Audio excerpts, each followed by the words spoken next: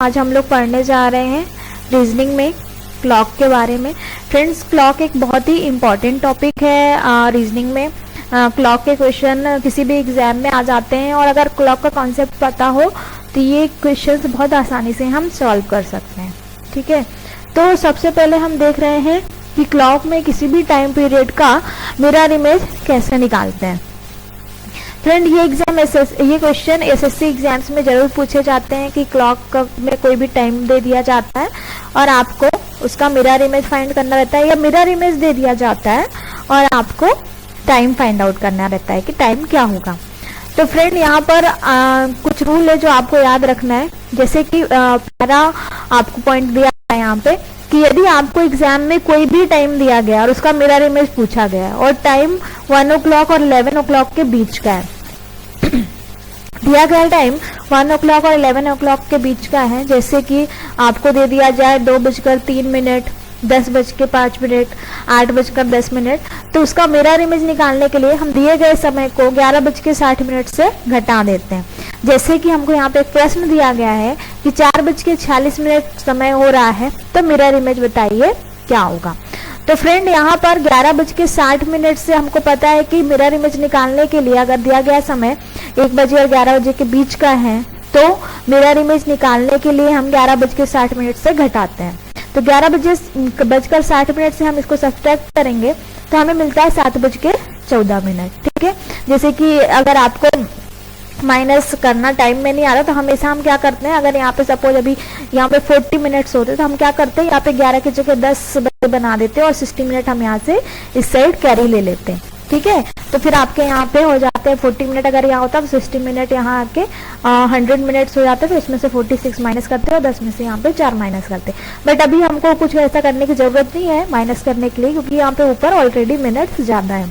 तो 60 में से 46 गया 14 और यहाँ पे 7, तो 7:14। तो ये मिरर इमेज है। फ्रेंड्स, हम बिल्कुल इसका इन्वर्स भी कर सकते हैं। अगर हमें मिरर इमेज दिया और एग्जैक्ट टाइम निकालना तो हम क्या कर सकते हैं, रूल वही है कि अगर दिया गया टाइम 11 बजे और 1 बजे और 11 बजे के बीच का है तो 11:60 में निकालेंगे। भले ही मिरर इमेज दी हो तो एक्चुअल टाइम निकालने के लिए भी आपको यही रूल अप्लाई करना है। 11:60 में से मिरर इमेज माइनस कर देंगे तो आपको एक्चुअल टाइम पता चल जाएगा। देन नेक्स्ट हम लोग देखते हैं फ्रेंड कि अगर दिया गया समय, अभी हम क्या देख रहे थे 1 बजे और 11 बजे के बीच का, और यदि अब दिया गया समय 11 बजे और 1 बजे के बीच के, मतलब कि 11:10 हो गया, 12:20 हो गया, इस तरह से 12:50 हो गया, यानी कि 11 और 1 के बीच का है। तो फिर आपको क्या करना है, दिए गए समय को आपको 23:60 से माइनस करना है। तो जैसा कि हमको दिया गया समय था 12:35 और हमें मिरर इमेज निकालनी थी, तो हमने क्या किया 23:60 से 12:35 माइनस कर दिया, तो hमें मिरर इमेज मिल गई 11:25। तो ये बहुत ही आसान है मिरर इमेज फाउंड करना, या मिरर इमेज दिया है तो एक्चुअल टाइम फाइंड आउट करना। एसएससी एग्जाम में से क्वेश्चन आते हैं। देन हम लोग नेक्स्ट टाइप क्वेश्चन देखते हैं फ्रेंड, जो क्लॉक में पूछा जाता है कि घड़ी, देखिए क्लॉक ऐसे होती है, ठीक है, ये 12 बज रहे हैं, 6 बज रहे हैं, इस तरह से 12 डिवीजन होते हैं घड़ी में, और ये सर्कुलर होती है। तो सर्किल का एंगल फ्रेंड्स आपको पता है, टोटल घड़ी का जो एंगल होता है 360 डिग्री का होता है। सर्किल का एंगल होता है, वृत्त का कोण होता है 360 डिग्री। तो ये 360 डिग्री को हमने 12 भागों में बांटा है।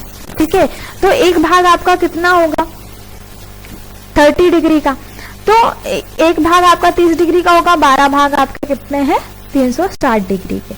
तो अभी एक क्वेश्चन ऐसे आता है कि आपको टाइम दे दिया जाता है और पूछा जाता है कि घड़ी का जो मिनट हैंड है और आवर हैंड है, मतलब घंटे वाला हाथ है और मिनट वाला हाथ है, उनके बीच में कितने डिग्री का कोण बनेगा। ठीक है, तो इसका एंगल निकालने की अलग अलग मेथड है, बट फ्रेंड यहाँ पर मैं आपको एक ट्रिक बताना चाहती हूँ जिससे बहुत आसानी से आप घड़ी के हाथों के बीच का कोण पता लगा सकते हैं। ठीक है, तो आपको क्या करना है कि अगर ऐसा क्वेश्चन आता है कि अभी समय है 5:15 और आपको बताना है कि मिनट हैंड और आवर हैंड, यानी कि घंटे वाले हाथ और मिनट वाले हाथ के बीच में कितने डिग्री का कोण बन रहा है, तो आपको क्या करना है, इस तरह से टाइम लिखना है 5:15, 5 को x मान लेंगे, 15 को y मान लेंगे।